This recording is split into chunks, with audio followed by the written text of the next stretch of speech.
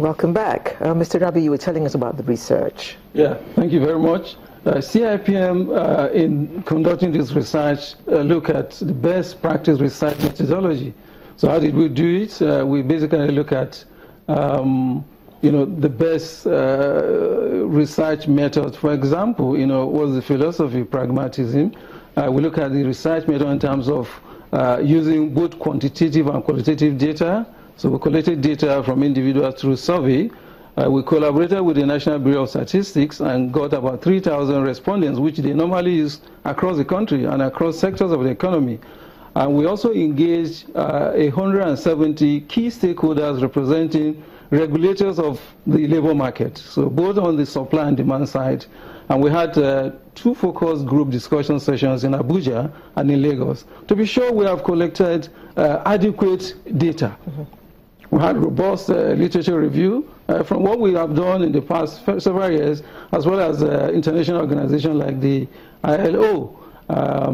So in terms of how we did it, this is basically it, a lot of extensive research, collation, and analysis. What about the findings? We found out that there are different types of unemployment globally, but in Nigeria there are 3 major types. One is the business cyclical unemployment, which the President elaborated about. We're in recession, so there are job losses, so that is one. 2 is structural unemployment, where you have skill mismatch. Somebody has read history and he wants a job in the oil and gas industry. I mean, it's not possible. Or you've read languages, you want to work, in the financial sector. So structural unemployment. Yeah. The third type is temporary. People who are in job transiting from one job to the other. So in Nigeria, these are the 3 major types of unemployment. And finally, causes of unemployment, a number of them, but the top 3 are: 1, government policy inconsistency. So policy somersault from one administration to the other. Even when they are good and they are not sustained, it perpetuates a climate of unemployment. 2, issues around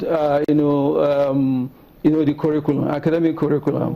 What we have in the academia is not really reflecting the industry demand in terms of skill sets.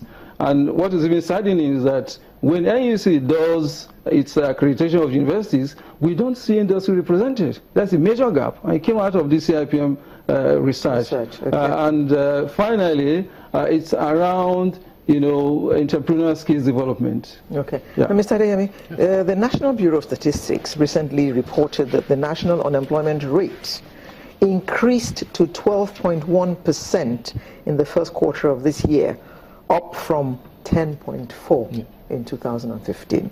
Now, as a major stakeholder in the human resource management sector, what is your institute doing about this and trying to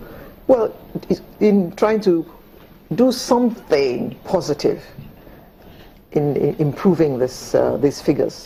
Thank you very much. We've said that so much about the research. That's one way we want to support the effort of the government in facing this challenge, which has become very monstrous in our environment.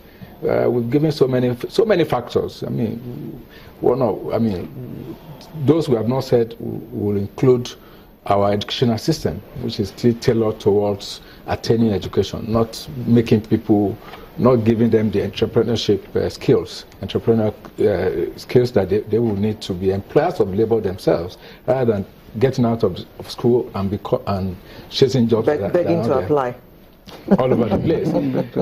The state of our infrastructures are terrible. The roads, the power, energy, and all the rest of them.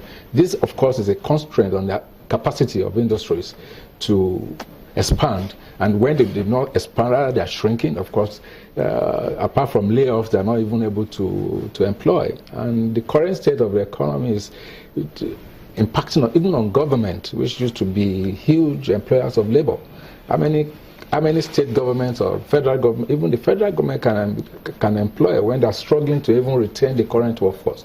These are issues, and that was why the Institute decided to commission that research, which has come up with very profound findings and recommendations, which we want to avail the government to support the initiative. A lot is going on in government about job creation. How do they want to create jobs? And by virtue of our interest in this in this government initiatives, the institute is called upon to come and support physically, apart from the research that we are doing. Okay. Again, we are in Abuja, and one of the major sessions have been dedicated to discussing unemployment at our Abuja conference, which is coming up in October. Okay. Yeah. All right.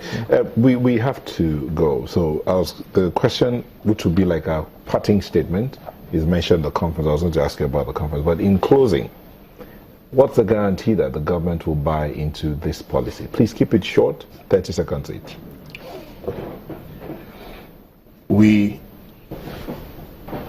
taken the stand that we are very determined to make sure this report does not end up on the shelf, gathering dust and not used. So we've sensitized players in government. We had a media stakeholder party on the 1st of this month, which was essentially to sensitize the general public as regards the size of the problem and what CIPM is contributing to be part of the solution, so that they are aware and we can keep going at the national, hopefully state and individual level, the conversation around the change we need to have to improve the situation with respect to unemployment. Okay. This is consistent with the fact that we are determined to be a partner to the government. Closing statement, Mr. Rabome. Indeed, and this is consistent with the government's plan to mantra of change starts with me. It starts at the individual level. Okay. And we want to be part of the solution. 3 quick things. Yeah. The Office of the Vice President has a job creation initiative. We're in there.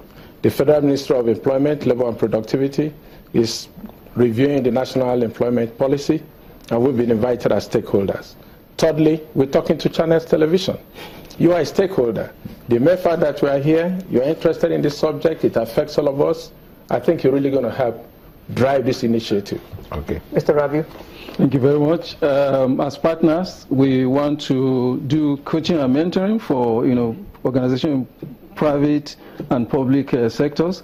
We also want to get into delivering learning and development. These are practical things that we can even do with Channel, but any stakeholder in the industry. And finally, in terms of pension, administration, we are experts. CIP is experts in this area, so we are ready to partner with all key stakeholders, particularly the federal, state, and local governments. Mr. Adeyemi. Thank you very much.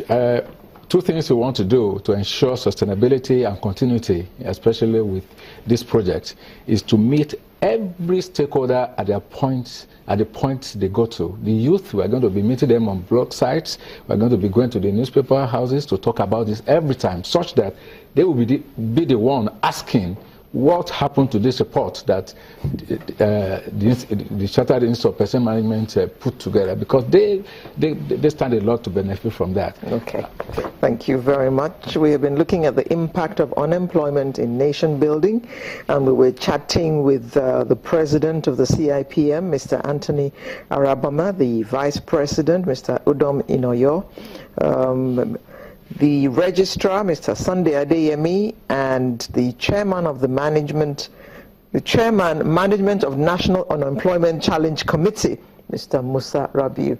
Thank you all, gentlemen, for coming to share this with us, and it is our fervent hope that all the stakeholders buy into it so that we can have a better employment firmament. Thank you. Thank you. Sunrise will be right back in a moment with another interesting conversation. Make sure you're part of it.